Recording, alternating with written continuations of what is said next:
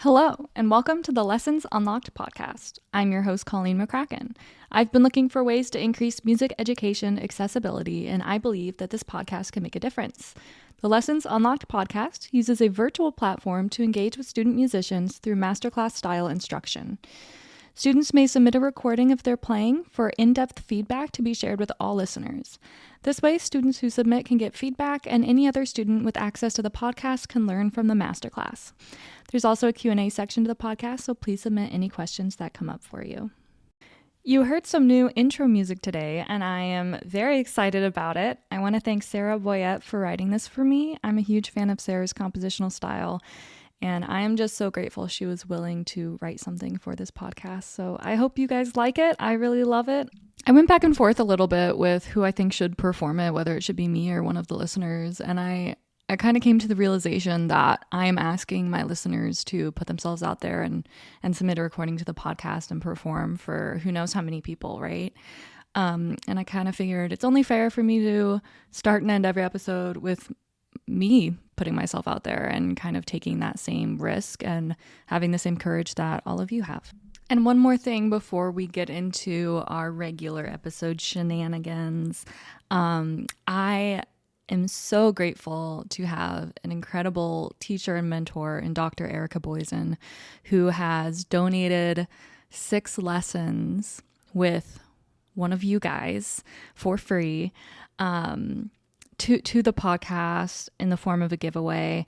And I'm floored by her generosity, and I am incredibly touched that so many people participated in the giveaway. And our winner is Madison from Missouri, who will be performing on today's episode. I'm very excited. The fact that through this podcast, I was able to match someone with a teacher and they get to have virtual lessons with Dr. Boysen. I'm very grateful. I'm very touched, and I'm very proud. This podcast has come a very long way. It started, I laugh because so many people listened to my first episode, which makes sense when you're checking out a new podcast to listen to the first episode. I feel like we've changed so much since that first episode. And I'm just so proud of everything that we've accomplished, and I'm just really touched. So I want to thank all of you for participating in that giveaway. And of course, everyone who submitted a recording to the podcast will be featured. That's always how that's going to work. There's never a competition of only the best performer gets to be on the podcast, nothing like that. It's always going to be if you submit a recording, you get to be heard and to get some advice. So just to clear that up in case that was a concern for anybody.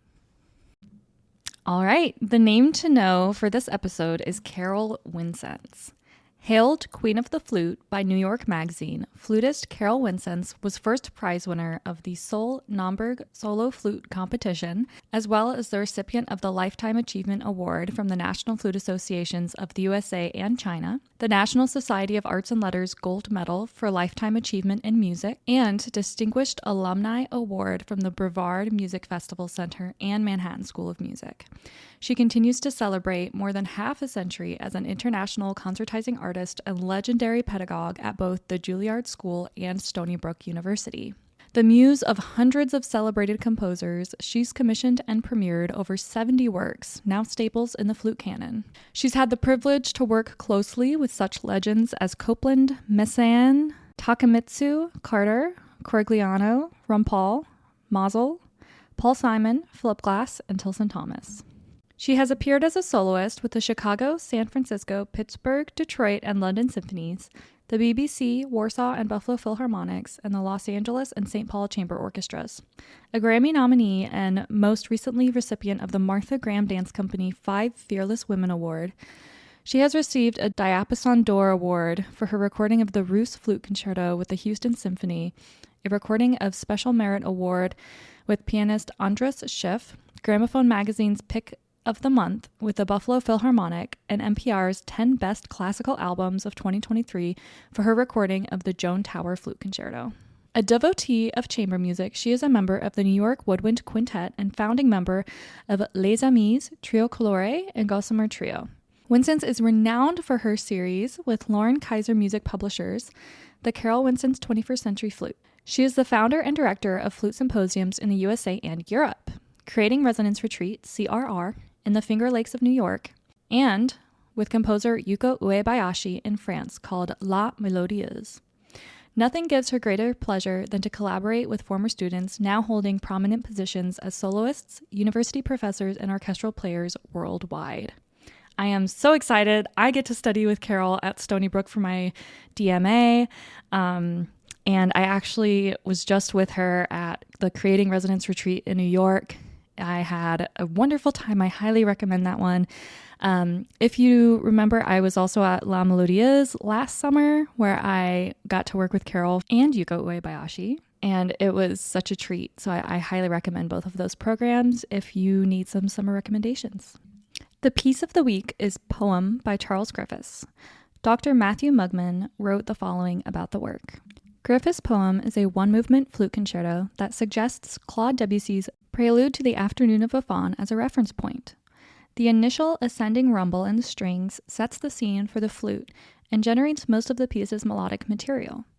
The flute enters with a version of this opening motif and then forges a rhythmically and harmonically indistinct course. The instrument's rhythmic energy ebbs and flows, and the strings interrupt its motion periodically. About halfway through the piece, a passage for echoing French horns signals a transition from this hazy, rhapsodic section to one with clearer rhythmic profiles. String tremolos and a brief, feverish flute solo usher in a lively folk dance, at one point radiantly accompanied by tambourines. The dance episode culminates in a brilliant descending passage as the opening material returns, this time with a solo viola playing a newly prominent role. Griffes was 35 when the New York Symphony Society first presented his poem with flutist Georges Barrère. The New York Tribune called it a composition of much grace and variety of expression, rich in melodic ideas, and written with an unusual feeling both for the solo instrument and for the orchestra. Griffes died just a few months later. Carol Wincenc has many outstanding performances of this piece available online, and I will link one in the description below. I also want to highlight that Charles Griffes was queer and to wish you all a very happy Pride Month. On that note, this episode's organization highlight is Queer Music Midwest. By facilitating the creation and performance of new music across a broad spectrum of styles, genres, instrumentations, and disciplines, Queer Music Midwest seeks to foster community engagement, educational opportunities, and more than anything, a space for queer music makers to let their freak flags fly. QMM is based out of Nebraska, and to learn more about them, please check out their website at the link in the episode description.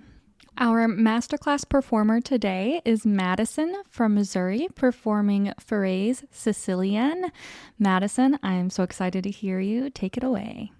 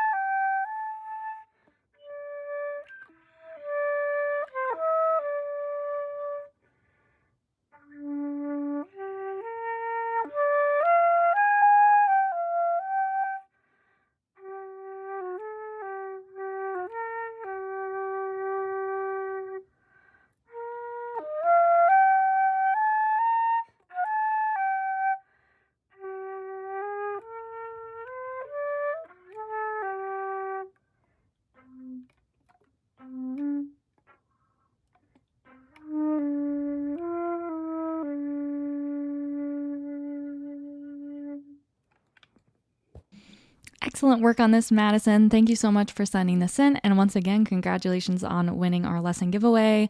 I just know that working with Dr. Boysen is going to be super helpful for you. So congratulations. Let's break it down.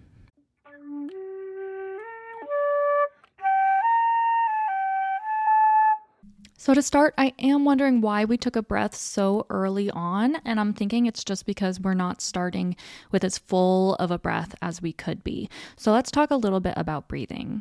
So to start, we always want to make sure that we are giving our bodies the best opportunity to take in air appropriately. So that starts with posture, and that doesn't mean sitting up super straight and having a super straight back, and because that can just provide it can create a lot of tension. So I'm thinking more of allowing our head to be high, sort of imagining a string at the top of your head and someone's pulling it. That's some nice imagery for some posture. And I'm wondering if it sounds sort of like your body may be compressed a little bit, and that pulling of the string imagery will help you kind of come up and allow your lungs to expand more, so you can take in more air and have a more effective breath. That's what I suspect is going on. So I would challenge you to wait to breathe until after the A that ends that first large slur. I think that fits the best with the music.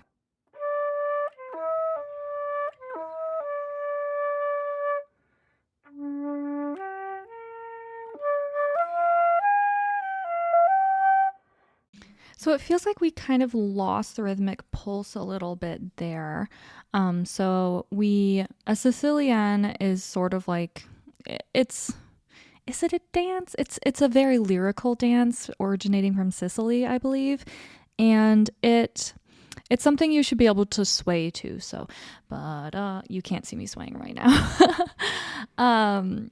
We want to make sure that the emphasis is accurately placed. So what I'm hearing is ba da da. It feels like we're losing the rhythm a little bit, and we just want to think about like we're swaying along. Ba sway, ba sway, ba sway, ba da sway, and we're really hitting those large beats. So that can be a tool in helping you kind of feel the flow. And you can just remember that the rhythm in that measure, it looks like measure 6, is the same as at the beginning. So you can kind of cue into your memory for that to help you out.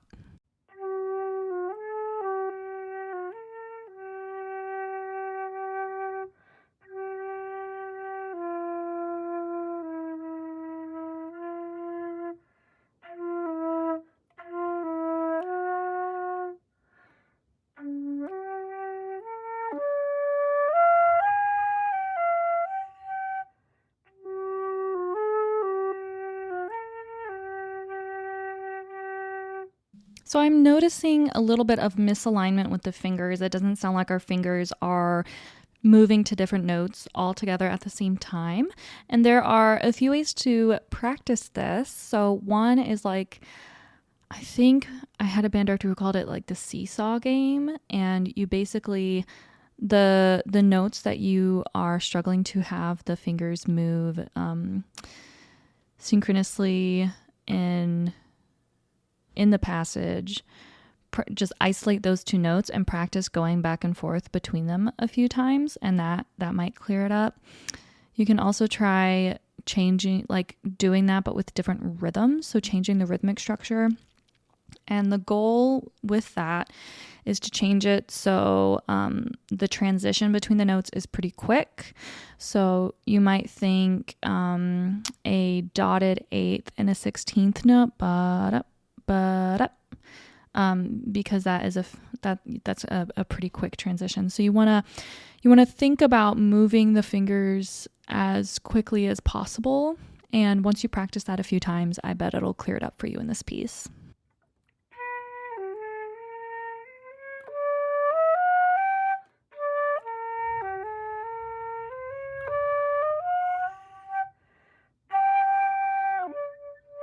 Nice. So on that subito forte, or is that a sforzando? On the subito forte, I think I think that you're relying too heavily on the articulation, and we're not using as full of a sound as you could. So I want you to think about blowing more air, basically. And I can hear that you're honoring the decrescendo from the G to the D, but I think you are honoring it almost too much, which kudos to you. And I think because you're really trying to make sure that that dynamic shift comes across, we are losing the support on the D. And because we're going from a higher note to a lower note, that dynamic shift is going to happen to an extent automatically. So I think you can feel a little bit more subtle with it. You don't have to be quite as literal as the music is describing it, because the flute has that natural tendency.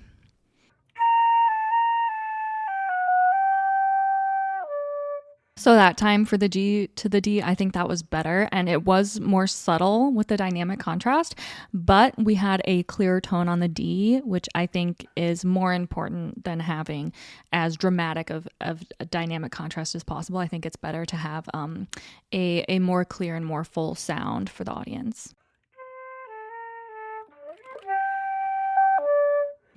Those 16th notes kind of come out of nowhere, don't they? I think... So it's totally okay to have finger mishaps, but I want to point out that this is a very important part of the piece, because as you can see, we have not had staccato articulation at all yet. So it's really important that we hear the bottom bum bum ba, because it's a huge contrast, and it's sort of a way to re-engage our audience. So I would really hone in on practicing just those 4/16 notes and really making sure that they're solid and they're going to be there for us. It's okay if the low D doesn't come out as strong as we would like. That's completely normal. It takes a lot of time for the lower register to come out. If you want a secret trick, you can sort of tap your ring finger on your left hand along with the attack of the low D, and that can sometimes help it pop. But yeah, definitely make sure that we're hearing all of those 16th notes, just because of the articulation contrast and this sort of novelty that it's providing at this point in the piece.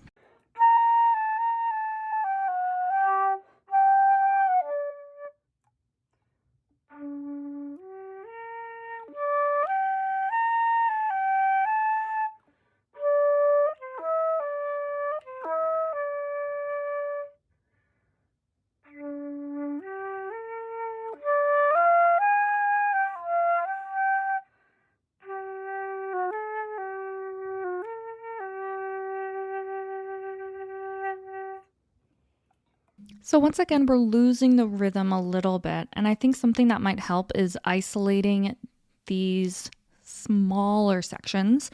So rather than playing, let's say at letter C, we have that first group of notes under a slur. Rather than practicing that whole group together, let's isolate maybe just a measure. Because I think the pickup to the downbeat of the measure after C is throwing you off a little bit, and you're wanting to put the pulse on that pickup, but really the pickup is just letting us know, like, okay, the pulse is about to happen, rather than being like, the pulse is here. So definitely practice those rhythms without that pickup to help kind of solidify the rhythm itself. So then when you add the pickup, you're going into something that's very secure.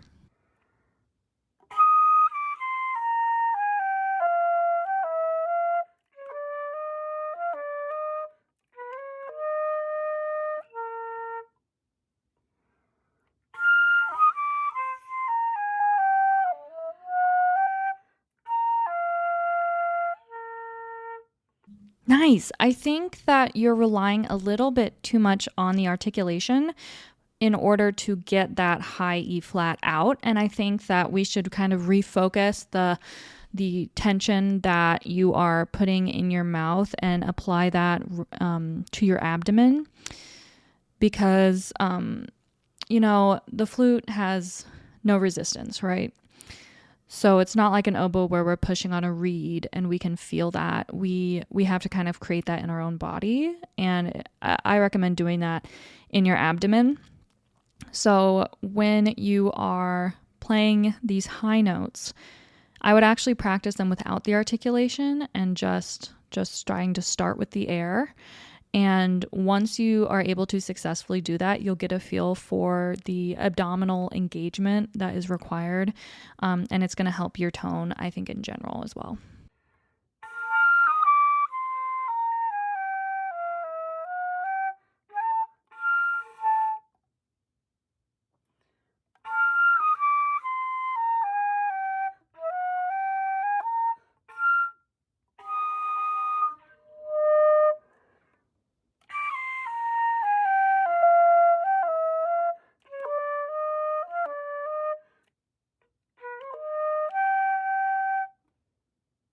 I can tell that section didn't go quite how we wanted, and that's okay. That happens to all of us.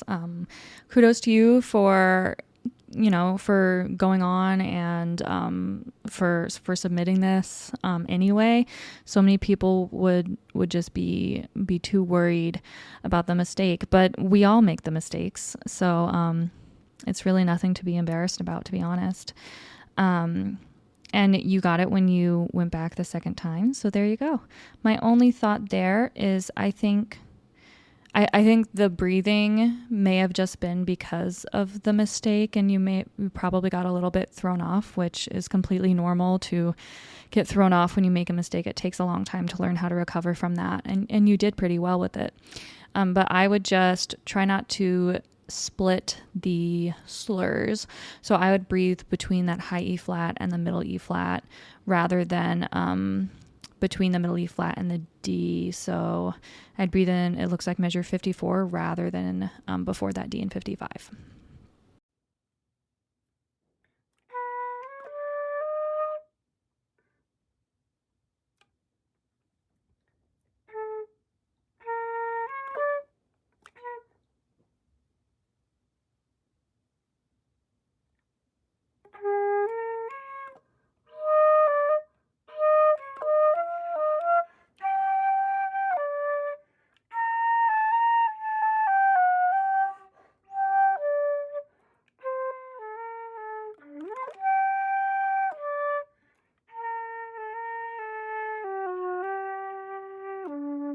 Whoa, all of a sudden you sound like a completely different flute player. I think that my assumption is that some part of you was expecting it to go up to the higher register like before. So you were blowing more air, and it created the most gorgeous tone, and that low register was stunning. This was just incredible, those last two measures. So what you were doing in your body for those two measures, if you can apply that to the rest of your playing, you are golden.